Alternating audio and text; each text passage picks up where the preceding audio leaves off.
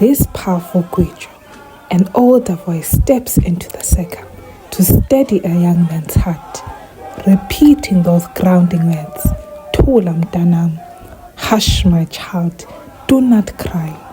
It is a firm reminder to hold fast to the advice of your parents, honoring the ukuhlonipha and wisdom passed down to guide you through life's storms. This is the ultimate rite of passage, building a true indoda. The elders lift his head, reminding him of who he is. Please don't cry, because you are a man amongst men. It is a call to strength. It teaches our young men that while pain is real, and Indoda wipes his tears, takes his place in the circle, and stands tall with dignity and pride of his people.